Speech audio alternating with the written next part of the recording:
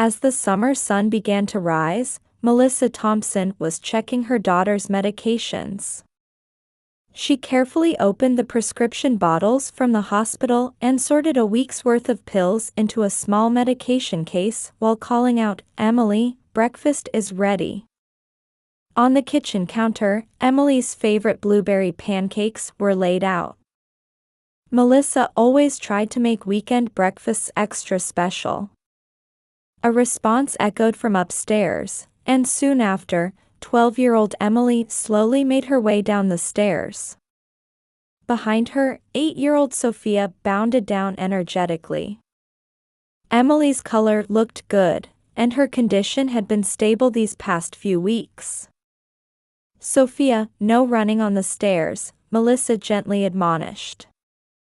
For the past 3 years since losing her husband, she had been raising her 2 daughters alone.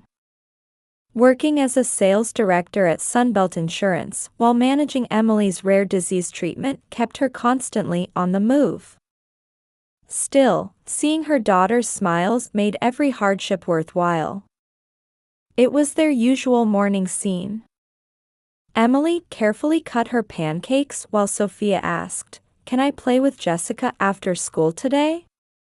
Melissa sipped her coffee and replied, "After you finish your homework." Since Thomas's passing, she had come to deeply appreciate these ordinary morning moments.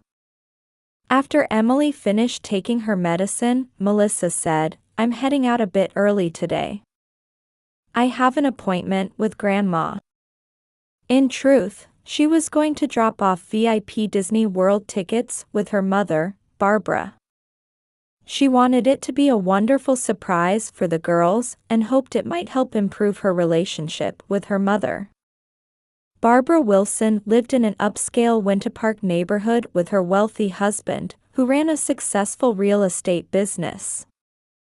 A country club regular who never missed Sunday Methodist church services, she held conservative values and particularly frowned upon the term single mother. She often said, "In our generation, families stayed together no matter what." Melissa's sister Rachel was the apple of their mother's eye. Now a mother of 10-year-old twin boys, Jack and Ethan, she lived in Winter Park like their mother and served as PTA vice president. Her husband Michael was a successful lawyer and a devoted family man. He always spent holidays with the children and was, in Rachel's words, the perfect husband. Mother had always doted on Rachel while being critical of Melissa. "Being a single mother looks terrible," she would say, or, "Aren't you being too lax with your parenting?" Such comments were often followed by financial assistance directed solely to Rachel's family. Even at Christmas, while Rachel's family received mountains of expensive presents, Melissa's daughters were given modest cards with the explanation, "This should be enough." Recently, though, Emily's condition had stabilized temporarily, and her doctor had given the green light for travel, saying, "It's possible now." Thanks to years of treatment, she was responding well to new medication and could lead an almost normal daily life. Melissa had booked VIP Disney tickets with special medical accommodations. It was supposed to be the perfect memorable experience for the whole family. Staring at the tickets, Melissa thought this might be a chance to restore family bonds. She wanted her mother to embrace her role as a loving grandmother. Through Emily's illness, she hoped her mother would realize what truly mattered. With these thoughts, she drove toward her mother's house. The Florida morning in late July was already humid. Families were beginning to line up in front of Walt Disney World's main entrance plaza, waiting for the park to open. In the flower beds leading to Magic Kingdom's entrance, Mickey-shaped petunias of various colors bloomed brilliantly in the morning mist. At 9 a.m., Melissa waited at the meeting spot with her daughters. Emily wore a white sundress with a straw hat, while Sophia was dressed in a light blue Disney princess dress. Both girls gazed up at the castle spires with excitement. Melissa finished yet another temperature check, confirming Emily's condition. "How are you feeling? Are you okay?" "Yes, I'm fine. I can't wait to go in." Emily's voice held an excitement rarely heard from her. During 3 years of treatment, she hadn't even been able to visit amusement parks with friends. How long she must have waited for this day. That's when Barbara appeared. Her blonde hair was styled more meticulously than usual, wearing what appeared to be a summer dress from an expensive boutique. There was something smugly satisfied in her profile. "Good morning, Melissa." "Emily, Sophia." Barbara's voice carried an unusually high pitch. Surprisingly, Rachel appeared behind her with the twins, and even Michael had managed to come despite his work schedule. Rachel wore the latest designer sunglasses, while twins Jack and Ethan sported matching superhero t-shirts. "Oh, everyone came?" A hint of confusion mixed in Melissa's voice. Her mother hadn't mentioned anything when she had handed over the tickets. "Yes, let's all enjoy it as a family," Rachel answered with what seemed like a knowing smile. Michael looked somewhat confused as he checked his phone. He was supposed to have an important meeting in the afternoon. Why was he here now? Had his wife told him something? The crisp morning air gradually grew heavy. Barbara clutched the envelope containing the tickets preciously, as if harboring some special secret. "Everyone, gather round." Barbara pulled out the envelope triumphantly. Her gesture hinted at some hidden agenda. "Mom, what about the surprise for the children?" When Melissa spoke up, Barbara twisted her lips into a smile. "Yes, it's a surprise. But I made some changes." Rachel put her hands on the twins' shoulders, giggling. "Children, Grandma has good news." Her voice carried a somewhat victorious tone. Around them, families continued to gather. Children wearing Mickey ear headbands, tourists munching on cinnamon rolls for breakfast. Everyone was looking forward to the start of a fun day. Yet around Melissa's family, an unnatural tension hung in the air. Just as they were about to present their tickets in the entrance line, Barbara spoke up with an expression as if settling an old score. "Actually, I changed the names on the tickets. Not for your children, but for Rachel's children." Those words cut through the morning air. "Thank you, Mom. The kids are just thrilled." Rachel's voice rang out unnecessarily loud. Melissa slowly took out her phone. The screen displayed her pre-booked digital tickets, VIP tickets with special medical accommodations. Tears welled up in Emily's eyes. She was clearly trying hard to hold them back. This special day she had looked forward to for months, the day that was supposed to reward her for enduring treatment. Sophia, being the younger sister, squeezed her sister's hand tightly. Though still young, she seemed to sense the gravity of the situation. The twin boys looked confused. Jack asked his mother, "Mom, what's going on?" but Rachel brushed it off with, "I'll explain later." Michael, returning from a work call, sensed the situation. His expression darkened. "What's going on here?" Barbara waved her hand elegantly, declaring, "Just a minor change," as if her actions were completely justified. Rachel sided with her mother. "I think Mom's decision is right. After all, Emily's not feeling well, is she?" At those words, Emily's shoulders trembled slightly. Melissa took a deep breath and said as calmly as possible, "Well then, shall we head to the entrance gate?" In the tense atmosphere, the group began walking toward the departure lobby. Near noon, Magic Kingdom's main entrance was overflowing with tourists. Under Florida's scorching sun, the serpentine line twisted and turned. Children's excited voices, smartphone camera shutters, and cheerful music from speakers all blended together. Emily stood quietly in line. Usually, the heat would make her feel ill, but today she was desperately enduring it. Sophia held her sister's hand, occasionally peering at her face with concern. "It's so hot." Barbara wiped her forehead with an expensive-looking handkerchief. She still gripped the envelope with the tickets. Rachel kept taking photos of the twin boys standing in front of her, while Michael checked his phone, clearly preoccupied with work matters. Finally, they reached the entrance gate.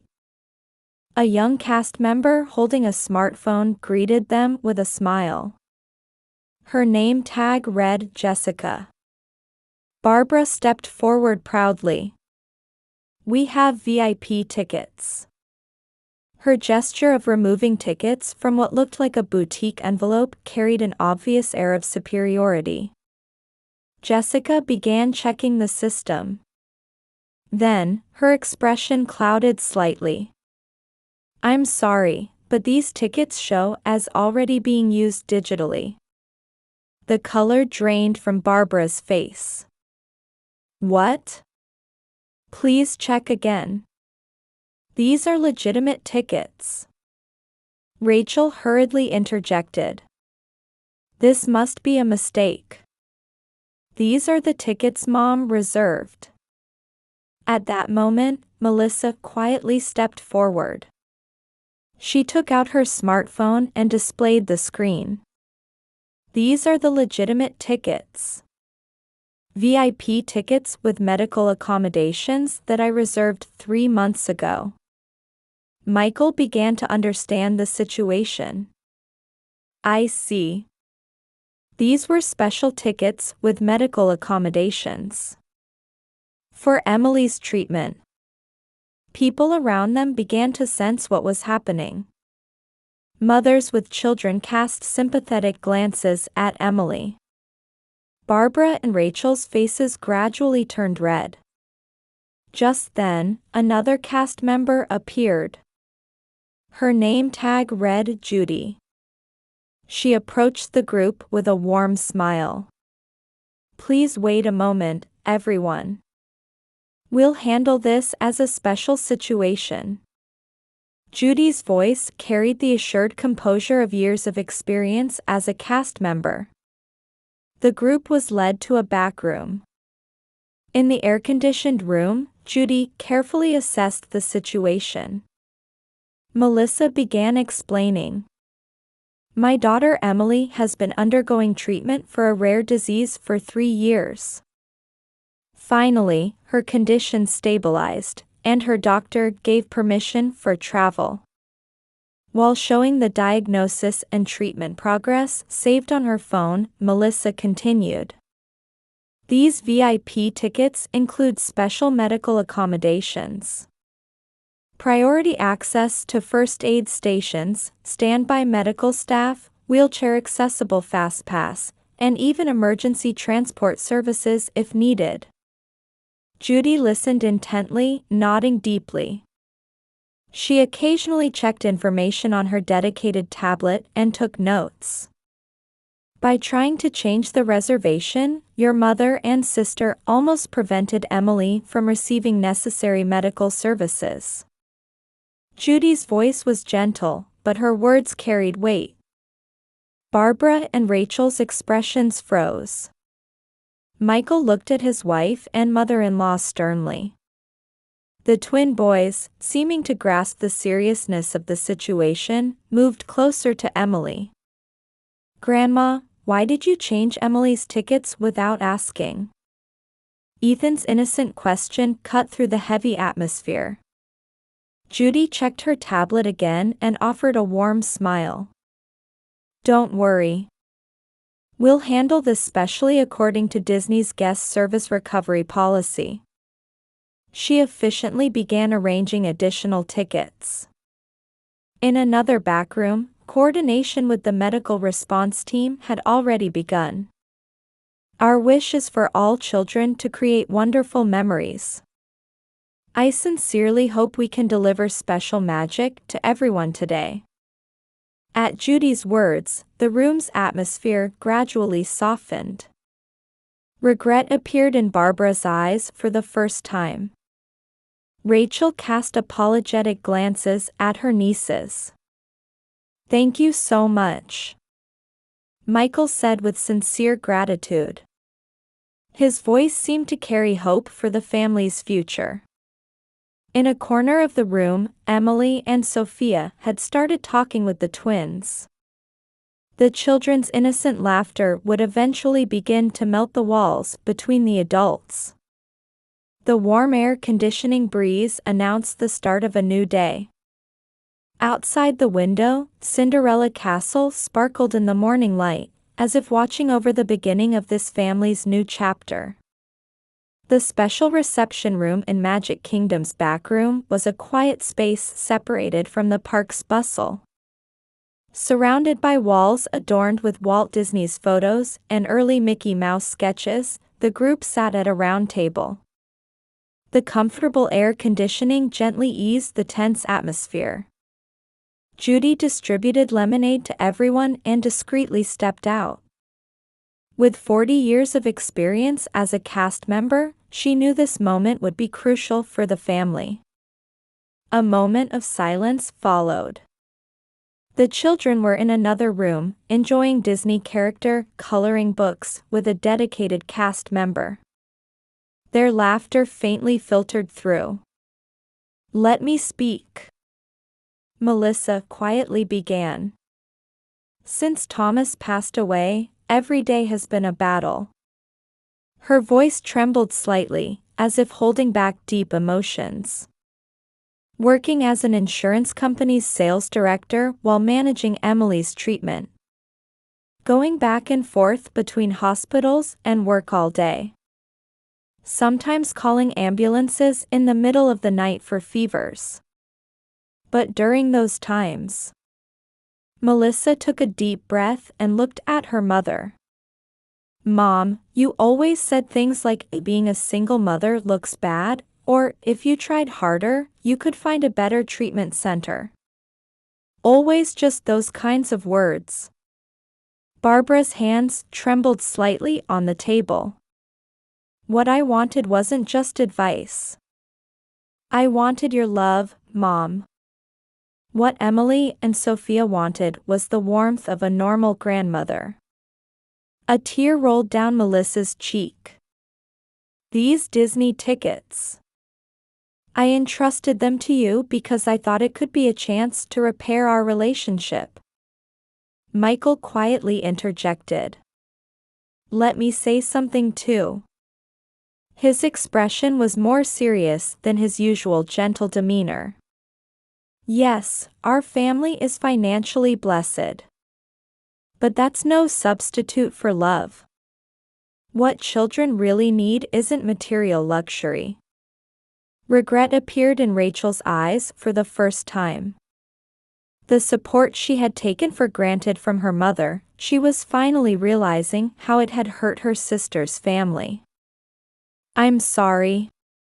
Rachel's voice trembled. I only thought about myself. The children's toys, brand name clothes, expensive lessons. But Emily's illness. At that moment, Barbara slowly stood up. Michael supported her as she swayed slightly. Melissa. I was wrong. Barbara's voice was weaker than they had ever heard it. I was so focused on pride and appearances. I couldn't see what really mattered. Large tears fell from her eyes. Emily's illness, your struggles, I pretended not to see any of it. Because I didn't want to admit it. I was afraid of my perfect family image crumbling. Barbara walked unsteadily toward Melissa. Please, please forgive me. Mother and daughter shared their first true embrace after so long. Rachel joined them, their tears mingling together. Then the children returned. Emily and Sophia, Jack and Ethan. They held a huge family picture they had drawn together. Look. It's a picture of our family. Emily proudly held up the drawing. It showed Grandma, Mom, Aunt, Uncle, and cousins, all holding hands in a circle. Judy quietly opened the door and entered with a smile. Everyone, I've prepared something special. She unfolded a map. It showed a special route designed with Emily's condition in mind. Everything was carefully planned, from fast pass times to rest points and first aid station locations. I hope you can all create wonderful memories today. At Judy's words, the room filled with warmth. Outside the window, Cinderella Castle sparkled in the morning light, as if watching over the beginning of this family's new chapter. Looking at the picture the children had drawn, Barbara quietly made a vow. From now on, she would be a good grandmother in the true sense. She would face her family with genuine love, not appearances or pretense. Michael took out his phone and called his company. I'm spending today with my family. A simple statement, but it carried deep resolve. Hours after the morning's confusion, in this special room, the family was beginning to discover new bonds. In Orlando Children's Hospital's waiting room, soft autumn sunlight streamed through the windows, gently illuminating children's drawings on the walls. Emily returned from her examination to the waiting room. Her expression showed unprecedented brightness. Emily, how did it go? Melissa sat close to her daughter. Emily nodded with a smile. The doctor said I'm doing much better. Barbara approached with coffee. Since the Disney incident 3 months ago, she had been accompanying them to weekly checkups. Her expensive brand name clothes had given way to a warm hand-knitted cardigan. Oh, that's wonderful. Barbara gently stroked her granddaughter's head. Her gesture showed no trace of her former affected manner. In one corner of the waiting room, Rachel was talking with a girl in a wheelchair. Since the Disney incident, she had started volunteering to support children with disabilities. Every Tuesday and Thursday, she would visit the hospital between work hours, making it her routine to play with children in the waiting room. Emily. Look what we made. Twins Jack and Ethan ran up with their drawings. Drawing with the hospital children had become their joy. Wow, that's so good. Sophia joined in, and the children became impromptu art teachers in a corner of the waiting room. Things have really changed. Melissa murmured. Her eyes held a warm light as she looked at her mother. Barbara heaved a deep sigh. That day, watching Judy's response, I realized something. The importance of showing kindness to others. That there are things more important than appearances and what others think. She glanced toward the nurse talking with the hospital's volunteer coordinator. I'm starting volunteer work here next week. Tears welled up in Melissa's eyes. I've learned in these 3 months. True love isn't about money or social status. Emily's smile, Sophia's kindness, and your strength. That's where my pride should have been. Rachel joined them, and the 3 embraced. Other patient families watched with warm gazes. Oh, a message from Michael. Rachel checked her smartphone. He says the Christmas vacation reservations are confirmed. The whole family was planning to visit a ski resort in Colorado for Christmas. They had chosen a low-altitude resort considering Emily's condition and had already coordinated with medical facilities. Emily, aren't you excited about skiing? Barbara smiled at her granddaughter. Yes. The doctor said it's okay. But you know what? I'm more excited about drinking hot chocolate together with everyone. The adults couldn't help but smile at Emily's innocent response. Just then, the waiting room door opened, and a familiar face appeared. It was Judy. After retiring, she too had started volunteering at the hospital. The children ran to her. Judy gently embraced each one. I have special news today. Judy took out an envelope. It was an invitation to the hospital's charity event. We're planning a special show for the Christmas season. Of course, we'd love to have all of you participate.